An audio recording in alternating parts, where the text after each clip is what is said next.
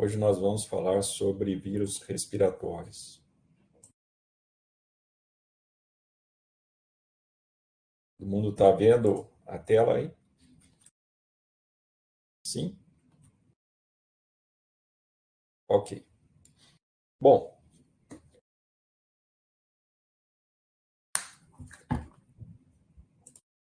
então o objetivo dessa aula é apresentar as características dos vírus que causam infecções respiratórias, principalmente influenza, rinovírus, pneumovírus, parainfluenza, corona, adeno e bocavírus.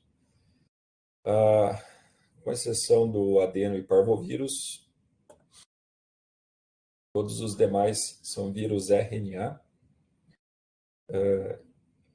e são vírus que têm uma importância muito grande, né?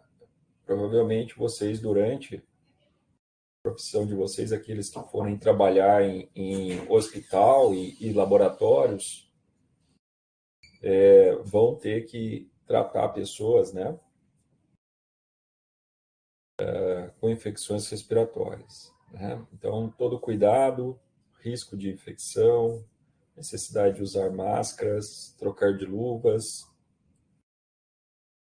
isolar esses pacientes nos casos mais graves, são uma das medidas que devem ser tomadas em caso de infecções por esses vírus respiratórios, né?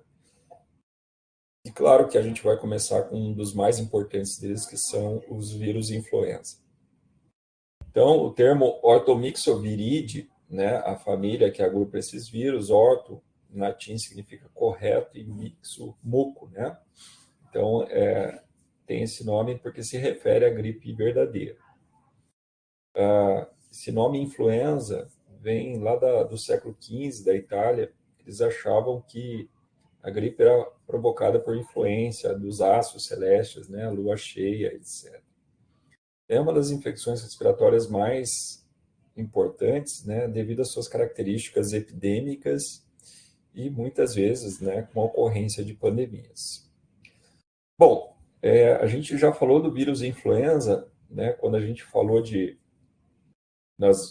das mutações relacionadas aos vírus, né? O fato de ser um vírus RNA segmentado, então, além de mutações pontuais, ele também, né, por ser segmentado, ele sofre rearranjos, né? E esse rearranjo está relacionado, né, a grandes trocas na antigenicidade, que faz com que o vírus seja capaz de escapar, então, né, da proteção que nós temos, anticorpos. São vírus envelopados, isso significa, né, que eles precisam do contato próximo para serem transmitidos.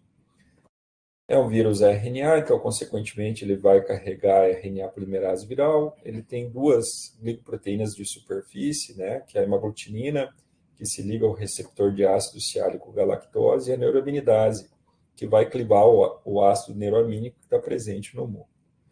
Então, quando a gente fala H1N1, a gente está falando do vírus influenza com uma hemaglutinina do tipo 1 e uma neuraminidase do tipo 1. Se eu falo um vírus H5N1, eu estou falando de uma hemaglutinina do tipo 5 e a neuraminidase do tipo 1. Mudanças na antigenicidade, né, no tipo de hemaglutinina e neuraminidase causam epidemias, né? Nós temos 4 tipos principais. O tipo A é o mais importante, ele que está relacionado à pandemia, ele infecta tanto humanos como animais, e ele pode, então, e essa pandemia vai acontecer quando nós tivermos a transmissão do vírus de humano para humano. O principal reservatório desse vírus são as aves, né? Então, principalmente as aves migratórias. Eu já comentei com vocês, em torno de 5 bilhões de aves se migram anualmente do hemisfério norte para o hemisfério sul e vice-versa, né, por ano. Então, nós temos uma quantidade muito grande de aves, né? Pode carregar, então, esse vírus e transmitir esse vírus para outras espécies, né?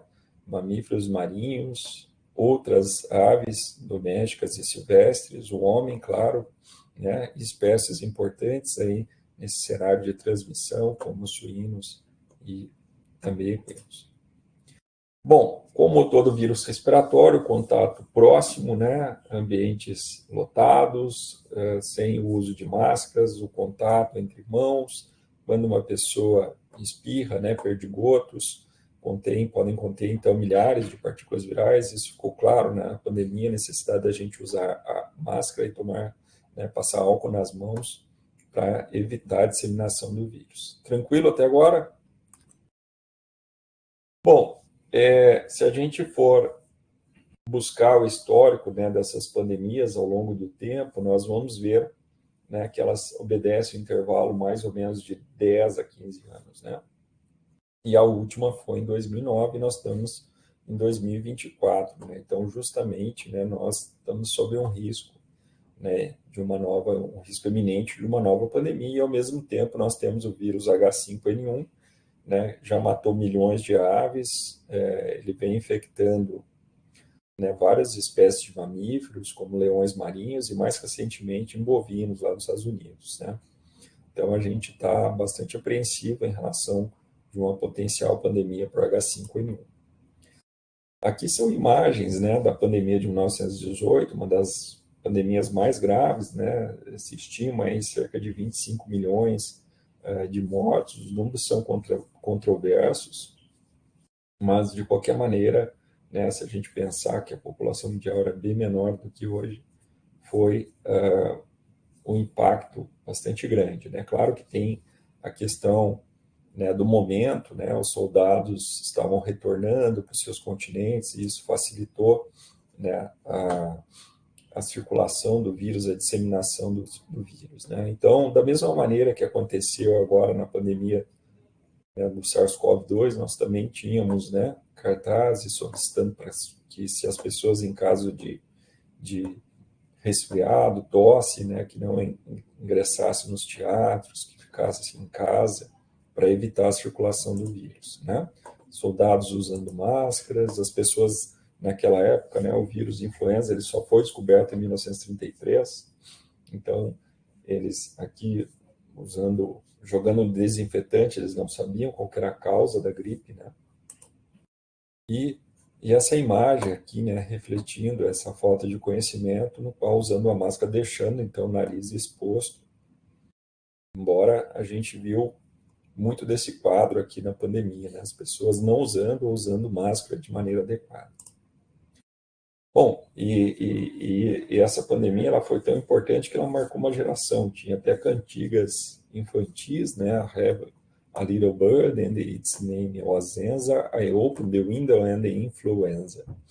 Né? Então foi algo realmente marcou uma geração, essa pandemia de 1918. Aqui está, né, a foto de microscopia eletrônica do vírus.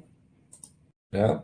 E as características da gripe verdadeira é uma febre alta, que vai durar aí 4 dias até uma semana, dor de cabeça, dor de garganta, a pessoa realmente fica indisposta na cama e pode, né, abrir porta para doenças mais graves, essa gravidade aumenta em crianças e em idosos.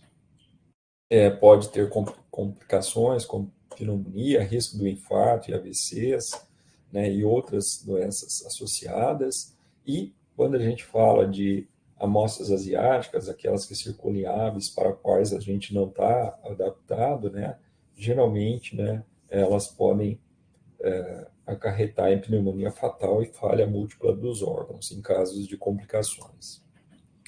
Bom, a gente já falou sobre as características, né, do vírus influenza. Então, um vírus envelopado, né, um genoma de RNA segmentado, com duas, né, glicoproteínas de superfície principais, a hemaglutinina e a neuraminidase, e também tem a proteína canal, que é importante no processo de desnudamento do vírus.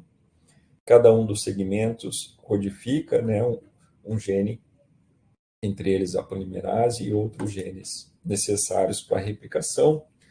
Geralmente, a gente tem imunidade ou está em contato, né, com 3 tipos de hemaglutinina e 2 tipos de neuraminidase. Então, aí vem H1N1, H2N2, H3N2. Então, são os vírus para os quais a gente geralmente entra em contato. Mas em aves, que nós temos uma diversidade muito grande de hemaglutinina e neuraminidase. A hemaglutinina é uma das glicoproteínas mais importantes, é ela que vai se ligar ao receptor celular, né? Ela está sujeita a mutações e também ao escape, né, do sistema imune. E essa questão do tipo de receptor entre aves e humanos, né, é importante porque é uma espécie de barreira natural, né?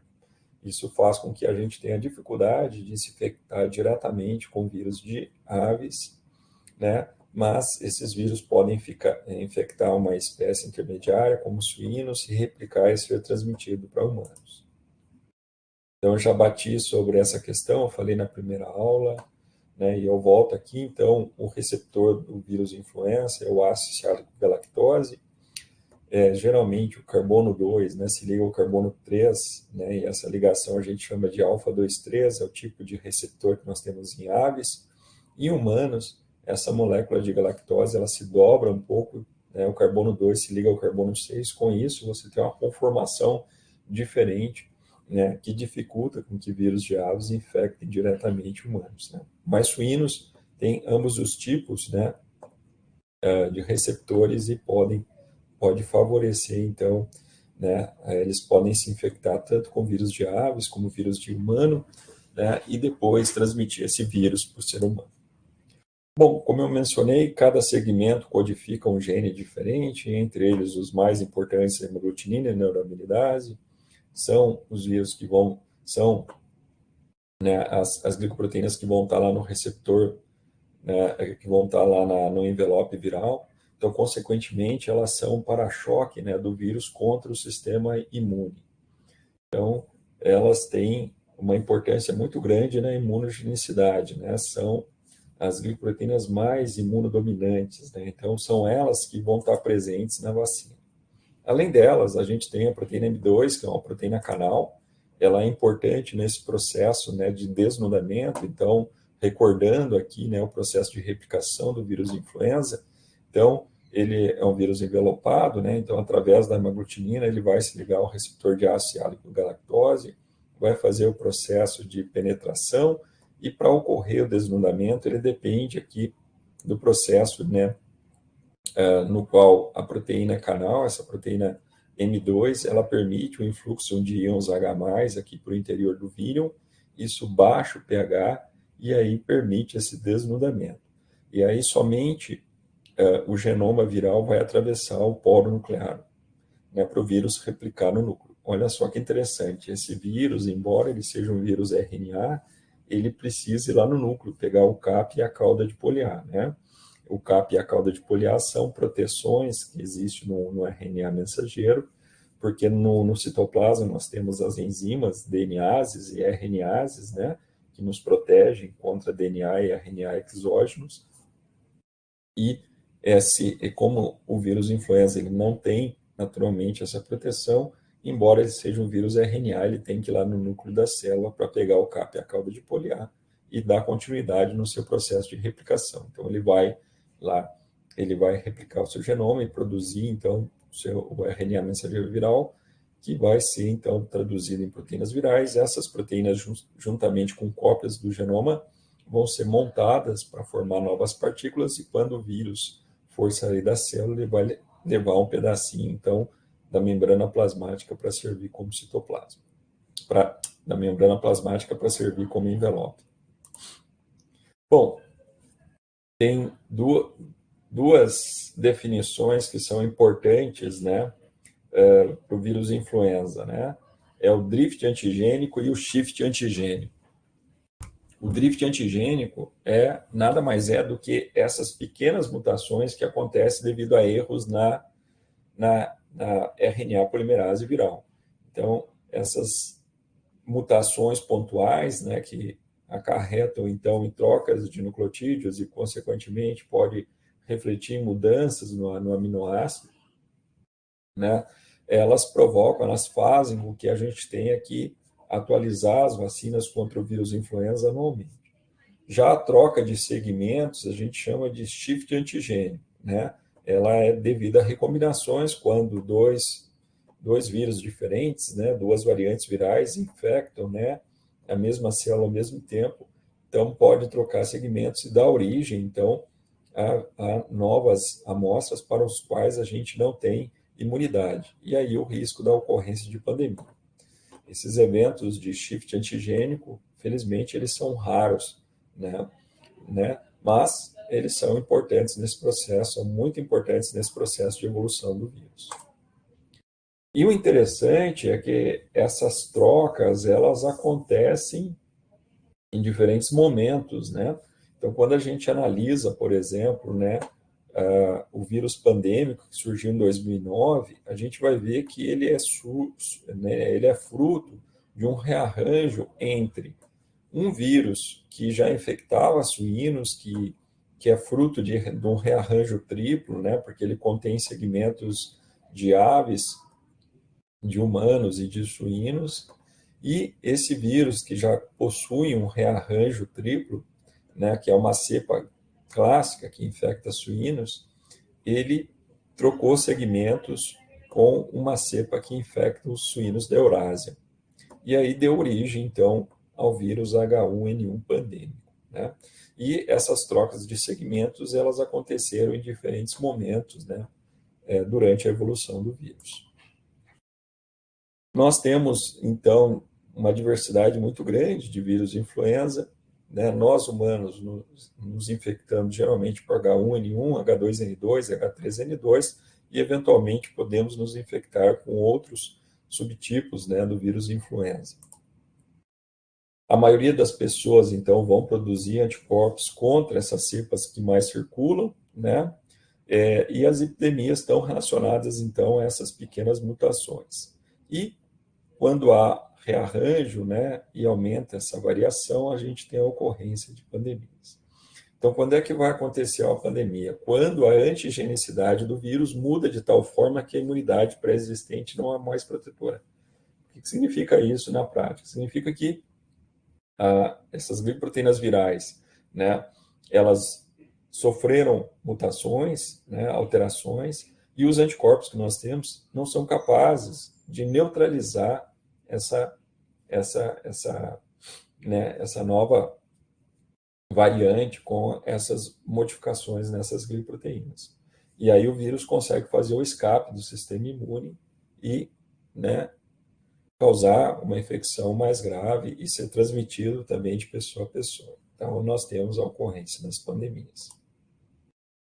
E entre os vírus com potencial pandêmico, né, um deles que se destaca é o vírus H5N1, que é um vírus que infecta aves, né? Ele tem infectado aí, né, algumas dezenas, centenas de pessoas.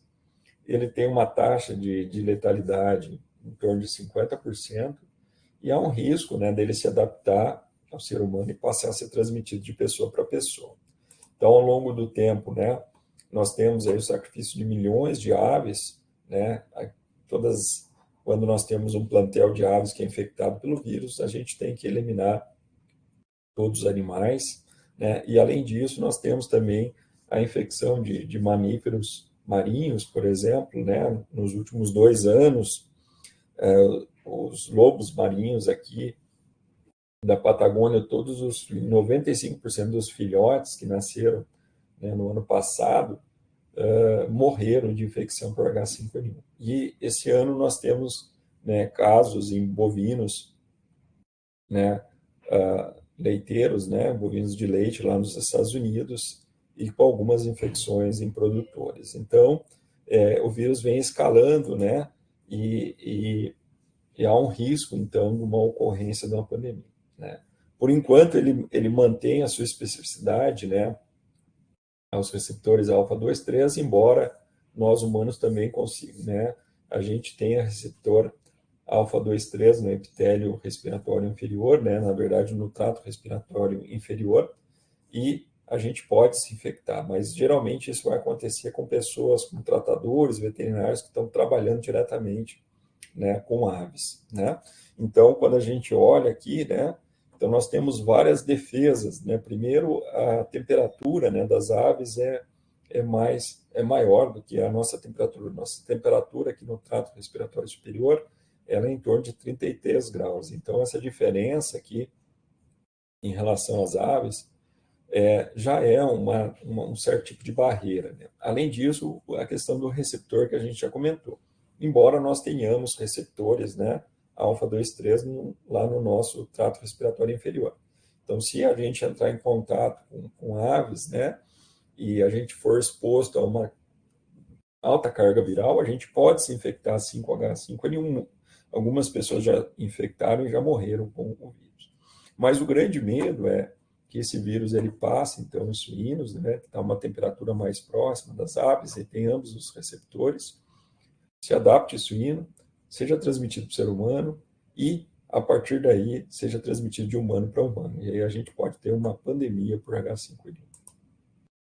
Bom, como é que a gente faz o diagnóstico, né? Então, geralmente, o diagnóstico de doenças respiratórias ele tem que ser um diagnóstico rápido.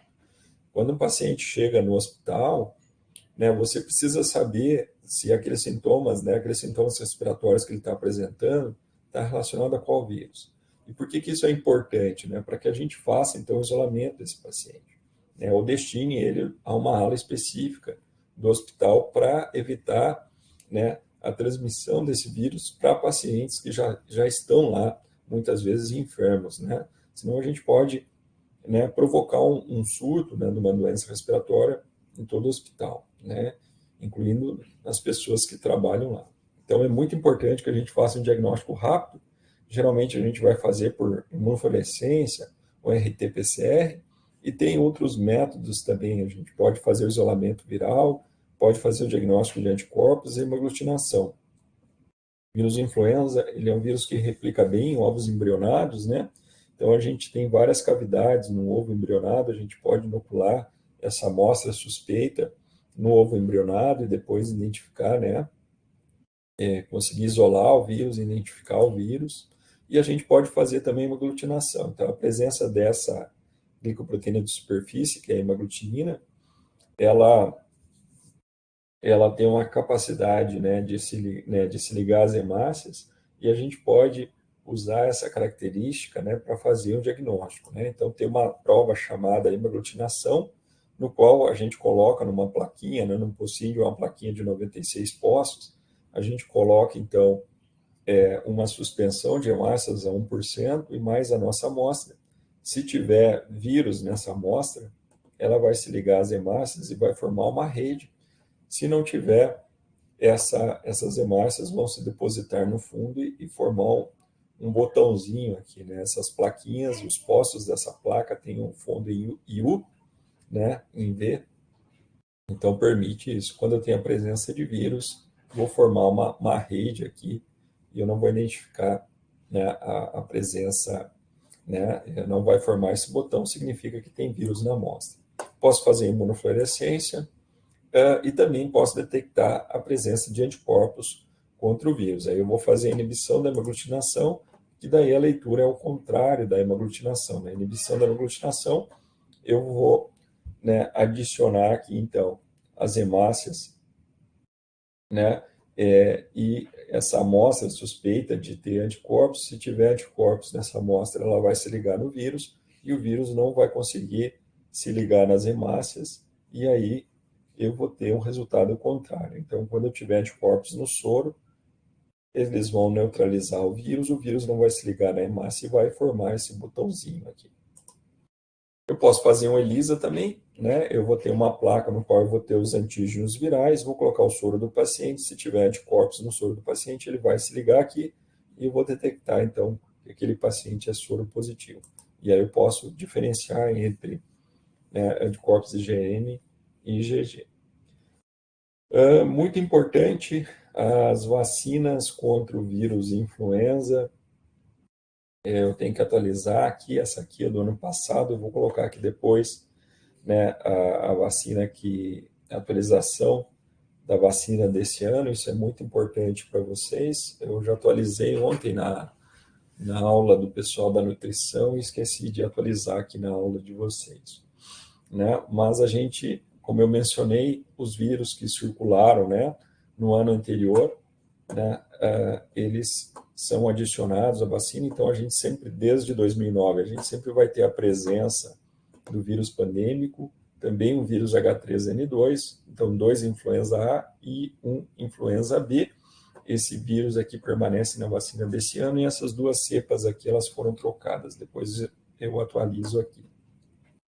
E uma coisa muito importante, a vacina contra o vírus influenza é uma vacina inativada de solubilidade. Ela contém somente a HA, né?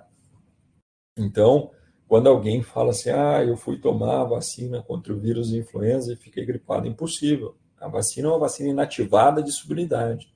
Muito provavelmente o que aconteceu é que essa pessoa foi lá, ficou na fila em contato com outras pessoas e se infectou, né? Ou a gente já ouviu também o pessoal falar assim, o governo ele vacina os idosos para matar os idosos, né? Para não pagar a aposentadoria. Até isso a gente já ouviu, né? Então a gente tem que tomar muito cuidado com essas fake news, né? As pessoas, e vocês têm um papel fundamental nesse processo, né? Porque muitas vezes vocês vão estar, né, na linha de frente, né, dessas campanhas de vacinação, e é muito importante que vocês esclareçam a população sobre tanto a questão da segurança da vacina, né, e também explique de como é a composição dessa vacina, tá bem? Bom, nos casos, né, mais graves, a gente pode usar, então, antivirais, né, então, nós temos antivirais que inibem a proteína canal, né, impedindo, então, o desnudamento do vírus, e nós temos também outros antivirais que agem que são inibidores da neuraminidase. E para vírus, né, a gente não usa, né, antibióticos no tratamento contra vírus, né, fica claro. Bom, outro vírus importante são os picornavírus. Nós temos alguns picornavírus, como o rinovírus, que está relacionado, então, a síndromes respiratórias. O rinovírus é o principal vírus causador de resfriados, então também vírus RNA que está simples, não envelopado, com uma grande resistência no ambiente, né? Dentro dessa família nós temos outros vírus importantes, como o vírus da poliomielite, o Coxsackie vírus, que estão relacionados a infecções, né, gastrointestinais, e também o vírus da hepatite A, que é outro vírus importante. Mas aqui, como a gente está falando de vírus respiratório, a gente vai falar sobre o rinovírus. Então, como outros vírus RNA, esse vírus vai penetrar no citoplasma, vai replicar no citoplasma, né? Vai produzir ali cópias do seu genoma, né, seu RNA, ele tem a polaridade positiva, então ele já está pronto para ser traduzido, né, em proteína. Ela vai ser traduzida na forma de uma poliproteína que vai ser clivada em proteínas estruturais que vão fazer parte da estrutura do vírus, como esse é o vírus não envelopado, né? Então, algumas proteínas, nessas VP1, 0 e 3, aqui elas vão formar, né, VP de viral protein, né, de proteína viral, elas vão formar o capsídeo do vírus, e nós temos proteínas não estruturais, que são enzimas que vão atuar no processo de replicação do vírus. Então, o vírus vai produzir cópias do seu genoma e também proteínas virais que vão ser, né, montados para formar novas partículas virais, e o vírus vai sair para infectar novas células, né? Então, o rinovírus é o principal causador de resfriados, muito resistentes no ambiente, e a grande questão é que a gente tem uma variedade muito grande, nós temos mais de 100 tipos, e tem pouca imunidade cruzada entre eles. O que significa isso? Significa que quando a gente tem um resfriado, a gente só fica protegido contra aquele tipo, mas está suscetível a outro tipo. Então, por isso que ao longo da vida, a gente pode ter até 50 resfriados, né? E esse número vai decrescendo com a idade, porque, né, a gente vai sendo expostos a tipos diferentes. A transmissão é por aerosóis e também por contato direto e indireto, e novas infecções são comuns, né? O vírus vai infectar principalmente ali o trato respiratório superior, as tosses, né, os sintomas estão relacionados aí a resfriado, tosse, coriza, dor de garganta, congestão nasal, né? A gente pode fazer isolamento, né, do vírus, né? Lembrando que a gente cultiva ele a uma baixa temperatura, porque é a 33 graus, ali, que é a temperatura do nosso trato respiratório superior. Pode-se fazer sorologia e também a detecção, né, do vírus. Não há tratamento específico, né? Geralmente a gente toma aí medicamentos para combater os sintomas, e a vitamina C não tem nenhum efeito, né? Embora isso seja bastante difundido aí, né? Eu fui lá e peguei um resumo, né, de uma meta-análise, né, que analisou, né, dezenas aí de artigos, e o resultado, né, a conclusão desse trabalho é que a suplementação, né, com vitamina C para reduzir a incidência de resfriados na população, né, em geral, ela é falha, né, indicando que a rotina de suplementação com vitamina C não é justificável. Ainda que a vitamina C pode ser útil para pessoas expostas a breves períodos de atividade física severa, ou seja, né, só justifica a suplementação de vitamina C para pessoas que são atletas, né? Como não é o caso da maioria da população, então não se justifica a suplementação com vitamina C. Prevenção, não existe vacina, né? Não é rentável, né, economicamente fazer uma vacina contra o rinovírus, porque a gente tem muitos tipos diferentes, né? Então não é a produção de uma vacina é economicamente viável. Então a gente deve lavar as mãos e evitar o contato com pessoas resfriadas. Bom, outros vírus respiratórios importantes são os paramyxovírus, são vírus da RNA fita simples de polaridade negativa, envelopados, infectam animais e humanos. E nós temos aí, entre os vírus que causam infecções respiratórias, nós temos o vírus respiratório sincicial humano. O genoma, né, esses vírus, eles possuem, né, uma morfologia complexa, não muito bem definida. Quando a gente olha no microscópio, né, a gente observa aqui, então, as imagens de microscopia eletrônica, cada vírus tem um formato diferente, então, ele não tem uma morfologia bem definida. O genoma tem de 16 a 20 mil pares de base. As duas principais glicoproteínas de superfície, a hemaglutinina e a proteína de F, de fusão, né? A hemaglutinina se liga ao receptor celular, que além do ácido hiálico pode ser o CD46, e a proteína F, ela faz a fusão do envelope viral com a membrana plasmática em pH neutro. Então, como outros vírus RNA, os paramyxovírus, eles vão, então, fazer o processo de adsorção, né, que é a ligação ao receptor, penetração, desnudamento. Como esse vírus ele é RNA fita simples, polaridade negativa, ele precisa se replicar primeiro, para depois seus genes serem traduzidos, né, em proteínas. Ele vai fazer cópias, né, das suas proteínas e cópias do seu genoma que vão se juntar para formar novas partículas virais. E como ele é um vírus envelopado, quando ele for sair da célula, ele vai pegar um pedacinho da membrana plasmática para servir do envelope. Então, nós temos vários vírus respiratórios importantes aí. A gente já falou dos paramyxovírus quando a gente falou de sarampo e cachumba, e hoje a gente está dando ênfase aqui para os vírus respiratórios, né? São vírus que são sensíveis, né, no ambiente, né, solventes lipídicos e detergentes, mas eles podem permanecer viáveis em baixas temperaturas. O vírus Hendra, ele foi isolado em 1994 de um surto de doença respiratória e neurológica em cavalos e seres humanos, né? Hendra é um subúrbio de Brisbane, na Austrália. O reservatório são aqueles morcegos, né, raposas voadoras da Austrália, e nessa ocasião nós tivemos 3 casos em humanos, né, e essas pessoas elas foram a óbito, né. O diagnóstico é por ELISA, real time, também pode-se fazer isolamento né, em suave nasal, mas esse vírus, para trabalhar com esse vírus, precisa do nível, né, de biocontenção de nível 4. Né? Nós não temos aqui no Brasil um laboratório para isolar esse vírus. Né? Agora que vai ser construído o primeiro laboratório de nível 4 de biossegurança lá em Campinas. Bom, um outro vírus, o paramyxovírus, também que ele está relacionado, mas não é idêntico ao vírus Hendra, é o vírus Nipah, né? Nipah, Sungai Nipah é uma vila na península da Malásia, né? Onde tiveram esses primeiros casos em suinicultores, né? Que causaram uma encefalite, né? Tanto em suínos como em humanos, né?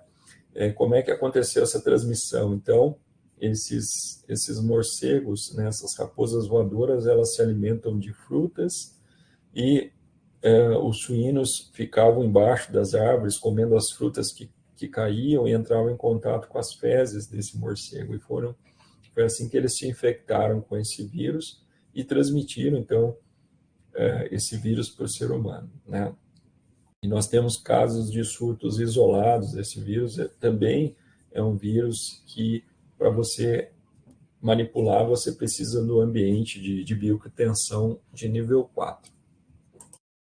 Bom, outros vírus importantes, né, causadores, né, dentro dessa família, os paramyxovírus, né, causam infecções respiratórias. Na verdade, eles são os principais agentes de infecções respiratórias. Muitas vezes a gente atribui, né, essas infecções ao vírus influenza, mas o causador mesmo é o vírus respiratório sincicial. Então, na verdade, esses três vírus junto aqui, eles causam mais internações do que o vírus da dengue, o vírus da gripe e o H1N1. É aquela história, né? Muitas vezes quem está causando a doença é o vírus respiratório sincicial e quem está levando a fama é o vírus da gripe, né?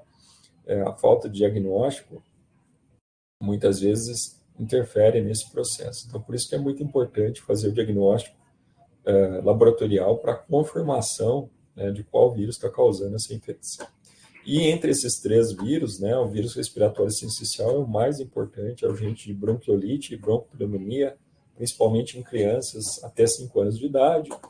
Como eu falei, é um vírus envelopado, então nós temos aí a proteína F, né, importante nesse processo, e a proteína G também, né, no processo de dissorção viral.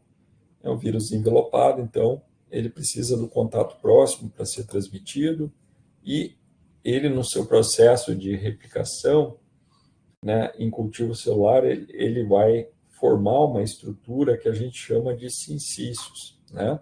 Então, quando a gente faz o isolamento desse vírus, a gente vai ver essa formação que nada mais é do que células grandes com vários núcleos, né? E isso recebe o nome de sincício. Por isso que é vírus respiratório sincicial humano. Num estudo que foi feito lá na década de 90, aqui em Porto Alegre, né, no qual se acompanhou, então, durante 3 anos, aí, a ocorrência, né, de infecções respiratórias, se viu que o vírus respiratório sincicial foi o causador, responsável por 78% dos casos, depois adenovírus, e só depois surgiu o vírus influenza. E esses casos acontecem principalmente no inverno, né, onde há essa diminuição da temperatura, concentração das pessoas, então, ficam em ambientes fechados, não ventilados, e isso favorece, então, a circulação do vírus.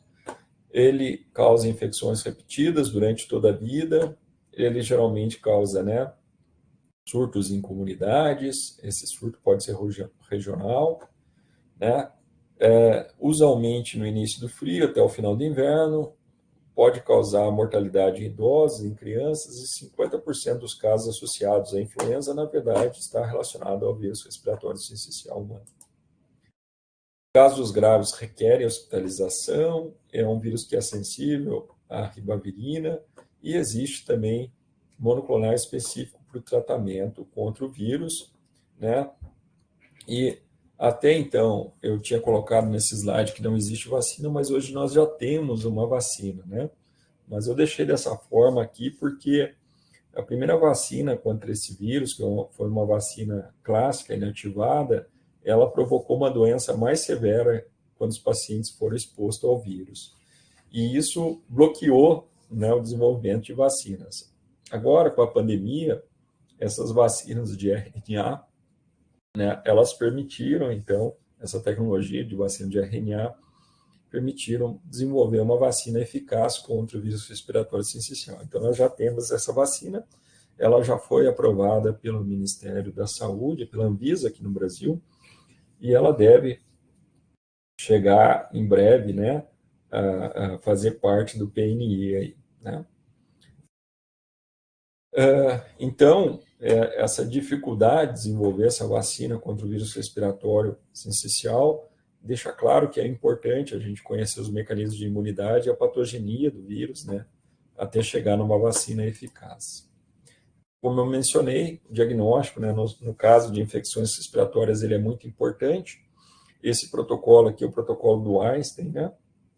Então, geralmente, eles fazem imunofluorescência para o vírus respiratório sincicial, influenza, parainfluenza, adenovírus e também coronavírus, e RT, né, PCR, ou PCR para outros 19 tipos de vírus relacionados a infecções respiratórias. O vírus parainfluenza humano, ele também pode causar, né, infecções graves, né,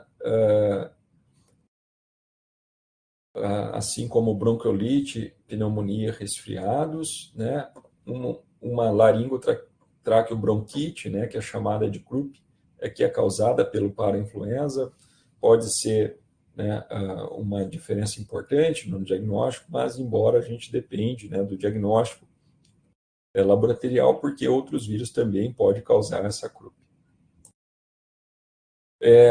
Nós temos vários tipos aí, né? O vírus parainfluenza humano do tipo 1, ele é o mais comum de causar croup, depois seguido pelo tipo 2, o tipo 3 é a segunda causa de pneumonia e bronquiolite, e o tipo 4 é menos comum e causa uma doença respiratória leve. Reinfecções podem ocorrer durante toda a vida e as complicações estão relacionadas a bronquiolite, pneumonia e resfriados. Diagnóstico, né? Posso fazer detecção do antígeno, né? Também isolamento, imunofluorescência, RT-PCR, e não há tratamento. E casos severos de croup devem ser hospitalizados e mantidos sob oxigenação. E temos ainda o metapneumovírus humano, né? Que ele causa, então, epidemiologia sazonal, né? Semelhante ao vírus respiratório, então a incidência dos casos vai ser maior no inverno. Ele, né, se manifesta de maneira semelhante ao vírus respiratório sincicial e também pode causar bronquiolite e pneumonia. Geralmente, o quadro clínico ele inicia com sintomas respiratórios superiores e febre, progredindo então para dispneia, que é a dificuldade respiratória, tosse, sibilo ou estertores, né, durante a auscultação do tórax. Em adultos saudáveis e crianças mais velhas, a doença é leve, né, e pode, né, provocar doença grave em crianças com menos de 6 anos de idade, idosos ou imunocomprometidos. O diagnóstico ele passa por uma avaliação clínica e depois a confirmação do diagnóstico laboratorial. E o coronavírus, né, que é outro vírus que a gente, né, ouviu falar bastante dele durante a pandemia, um vírus RNA fita simples, de polaridade positiva, envelopado, um genoma de cerca de 30 mil pares de base, que provoca, né, que durante a sua replicação ele produz RNAs subgenômicos, né, que favorece o processo de recombinação. Então, durante a sua replicação, esse vírus ele vai replicar no citoplasma, assim como outros vírus RNA, né? Ele vai fazer a dissorção, penetração, desnudamento, vai produzir cópias do seu genoma. Alguns dos genes são codificados mais de uma vez, a gente chama isso de RNA subgenômicos, entre eles o gene que codifica a proteína de superfície, a spike, né? Isso está relacionado a maiores alterações, né, nessa proteína. Aí ele vai produzir cópias do genoma e proteínas virais que vão ser montadas para formar novas partículas. Quando ele for sair, né, da célula, ele vai pegar um pedacinho do envelope da membrana plasmática para formar o seu envelope viral. Nós temos 7 tipos de coronavírus, a maioria deles está relacionadas a resfriados, e nós temos 3 tipos relacionados a infecções graves. O primeiro foi o SARS-CoV-1, que surgiu lá em 2002, 2003. Depois nós tivemos o MERS-CoV 2012 e, né, o SARS-CoV-2 em 2019. De maneira geral, ele causa um resfriado comum. Provavelmente todos nós já tivemos resfriados provocados, né, por coronavírus. Este geralmente acontece, né, ainda quando a gente é criança. E se a gente fizer uma sorologia, 80% dos adultos apresentam anticorpos. A mortalidade é mais comum em pessoas idosas, né? Então, o SARS-CoV-1, ele também usou como receptor o receptor ACE2, né? E ele teve como origem, né, os morcegos e o gato civeta como hospedeiro intermediário aí, até conseguir se adaptar e infectar o ser humano, né? Então, o gato civeta foi um hospedeiro intermediário nesse processo de evolução, mas a origem, né, do vírus são os morcegos. Esse surto, né, de SARS-CoV-1, né, começou lá no Hotel Metrópole, em Hong Kong, no quarto 911, né, no qual o paciente ele foi hospitalizado no dia 21 de fevereiro e no dia 4 de março veio a óbito, né? A partir daí, né, se rastreou então a origem desse vírus e se tratou os contatos, né? Mas esse vírus ele se disseminou, né, por toda a Ásia e teve bastante impacto em outras regiões do mundo, né?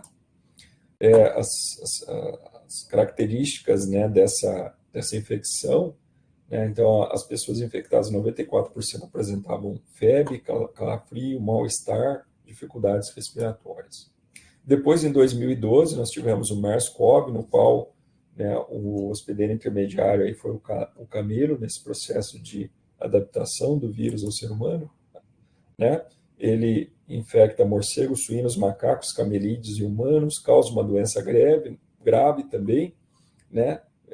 Que está relacionada a febre, dor de cabeça, mal-estar, calafrios, rinorreia, inflamação da garganta e tosse.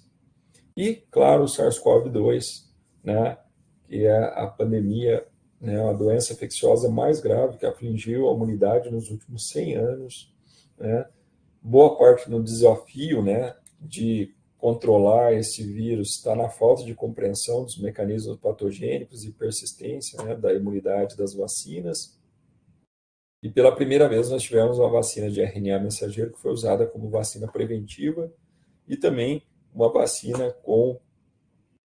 usando o adenovírus como um vetor vacinal, né? Foi utilizado de maneira ampla, né? Então, milhões de pessoas foram vacinadas com uma vacina contendo um vetor adenoviral e também vacinas de RNA mensageiro. O hospedeiro natural desse vírus também foi morcegos, né? E o hospedeiro intermediário, né, o pangolim e o gato civeta, até chegar ao ser humano. Então, vejam que vários vírus importantes aí tiveram origens em morcegos, e nós temos uma diversidade viral muito grande em morcegos, desconhecida, né? Então, nós podemos ter outras pandemias causadas por coronavírus ou outros vírus, né? Vindo, né, de morcegos e passando por diferentes hospedeiros intermediários até chegar ao ser humano, né? Nesse processo de adaptação a outras espécies, né, quando a gente analisa, né, o genoma, diferentes regiões do genoma, a gente vê que o SARS-CoV-2 que infectou humanos, ele tem regiões que é muito parecido, né, a regiões do coronavírus que infecta morcegos, e tem regiões que são parecidas, né, essa região em vermelho aqui, a coronavírus que infecta pangolim, mostrando que esse vírus ele passou por pangolim durante a sua adaptação à espécie humana. O vírus, né, ele surgiu lá em dezembro de 2019 e se espalhou rapidamente pela China. Em março, né, de 2020 foi decretada então a pandemia, que atingiu vários países. Uma das características desse vírus, né, é a sua polimerase, RNA polimerase viral, que tem uma atividade de proofreading, que é uma atividade de correção, né? Isso faz com que diminua as mutações pontuais por erro na polimerase, mas ele também né, durante a replicação, ele produz esses RNA subgenômicos, né, entre eles na spike, que pode favorecer mutações. E essas mutações são importantes para a adaptação dele a um novo receptor, né? É como se a gente tivesse, né, fizesse uma analogia aqui a uma chave fechadura, né? Então, essas mudanças na glicoproteína viral, até que o vírus consiga se ligar ao receptor humano e causar, então, a infecção, né? E isso acontece através de mutações, e quanto mais mudanças tiver, né, nessa glicoproteína viral, com mais facilidade o vírus se liga ao receptor celular, mais vírus se ligando, mais vírus vai penetrar na célula, mais vírus vai se multiplicar, a pessoa vai excretar mais vírus e vai infectar mais pessoas, além do risco, né, de escape vacinal. Então, essas mutações, elas provocam, né, mutações pontuais e erros, né, provocados por erros da polimerase viral, que podem acarretar, então, mudanças no aminoácidos e, consequentemente, na conformação da proteína. E o vírus pode ter uma vantagem.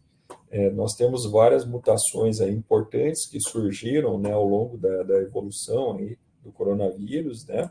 E quando essas mutações elas se fixam na progênie viral, né, significa que elas trouxeram alguma vantagem para o vírus, como, por exemplo, essa mutação aqui na posição 614 da spike, né, que a partir do momento que ela surgiu, ela se fixou na população viral.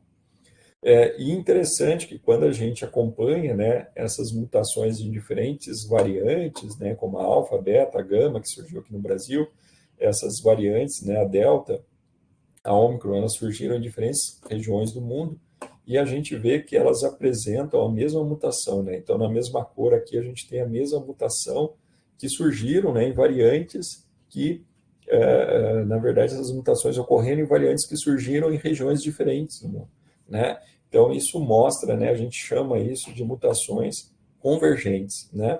Elas trazem uma vantagem, né, durante a replicação do vírus, e por isso que elas se fixam na população viral.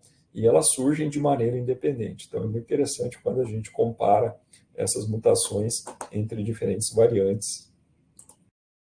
Bom, e para acompanhar essa evolução do vírus, né, nós fazemos o sequenciamento do genoma, já foram sequenciados mais de 17 milhões de genomas de SARS-CoV-2, é o vírus mais sequenciado no mundo, né? E acompanhar essa evolução do vírus é muito importante, né, para que a gente determine quais variantes estão circulando e possa auxiliar nessa resposta de saúde pública, né? Nós temos várias vacinas aí que foram desenvolvidas, né, contra o SARS-CoV-2, desde vacinas de RNA mensageiro, vacinas que usam, né, vetores virais, vacinas inativadas, que é uma vacina clássica, como a Coronavac, uma das mais utilizadas, também vacinas de subunidade e partículas como vírus, VLPs.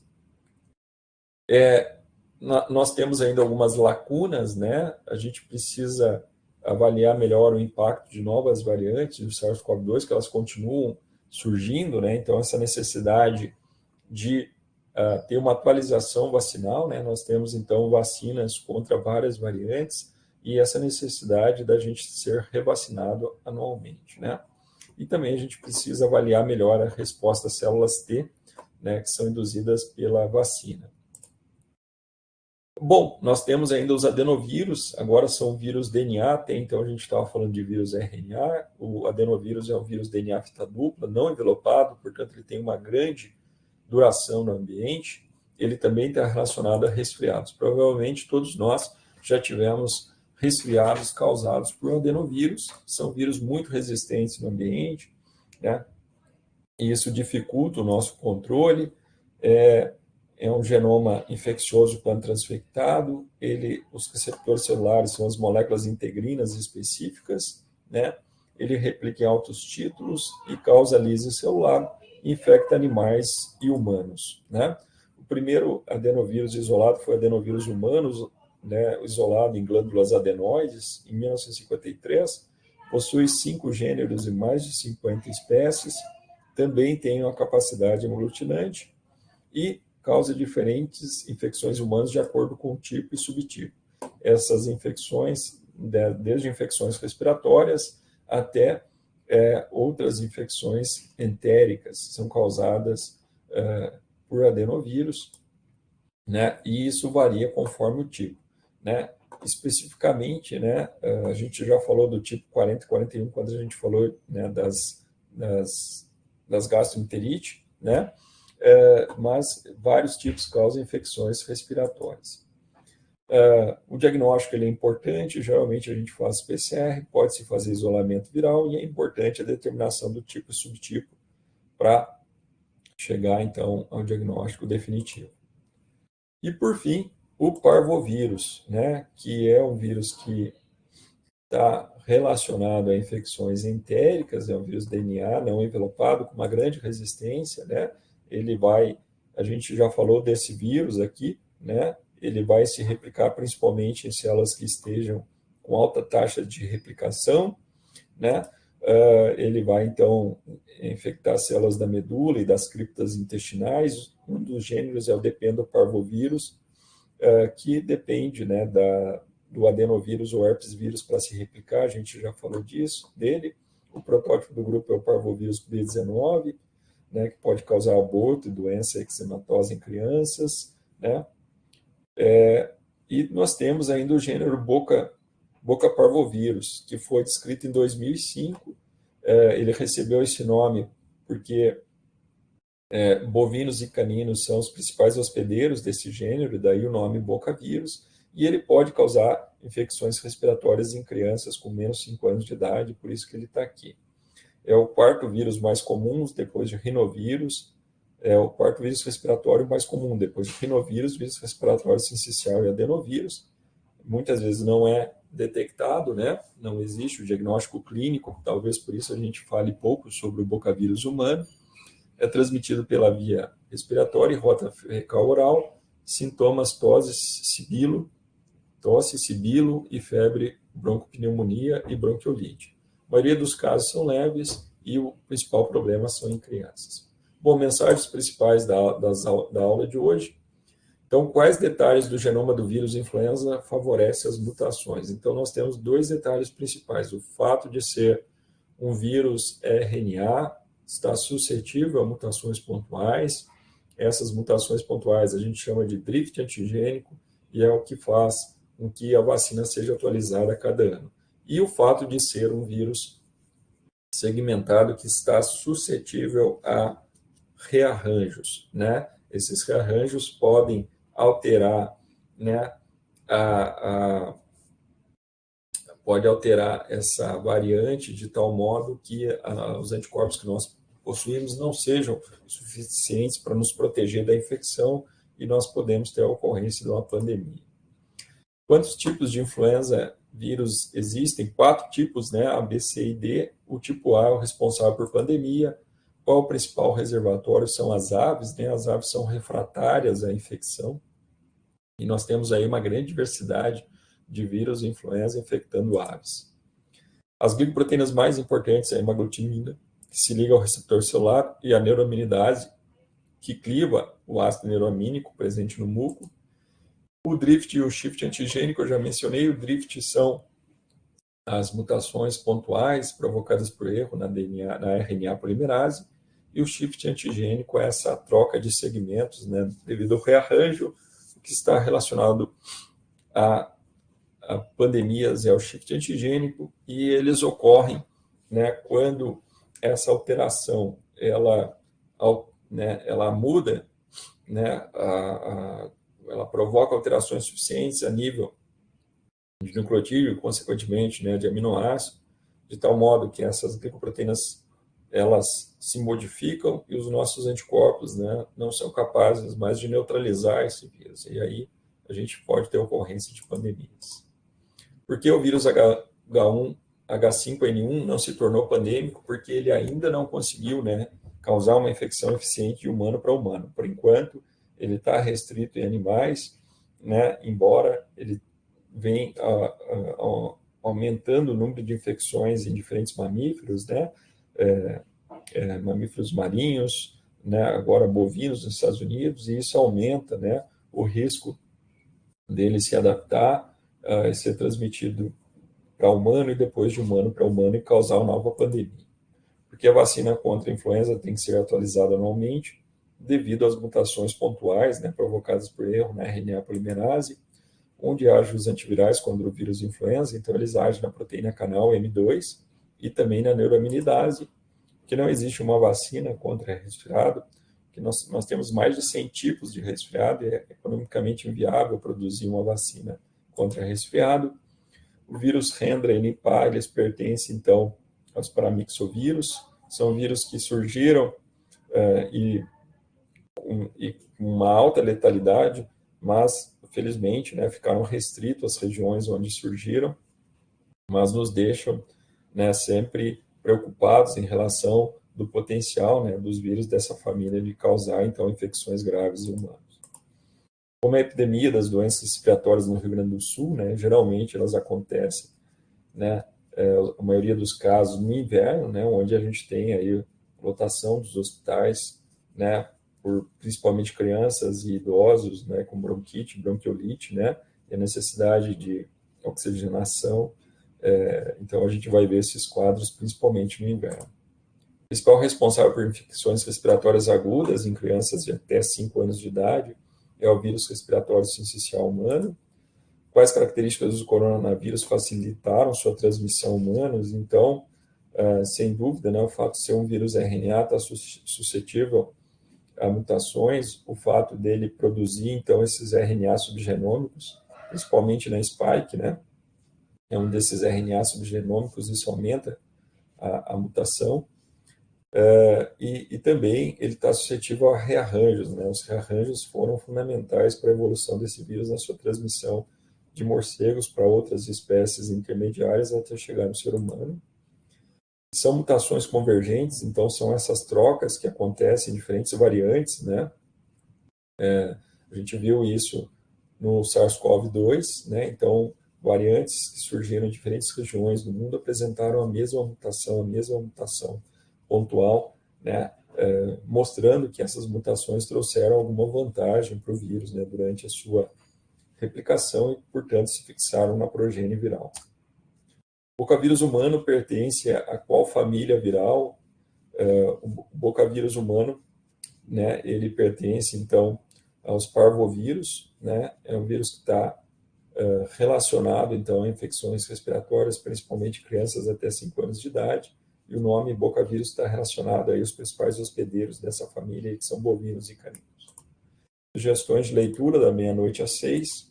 Tá ok, pessoal? Então, essa aula vai estar disponível para vocês lá no Moodle. Tá? Alguém tem alguma dúvida em relação à aula de hoje?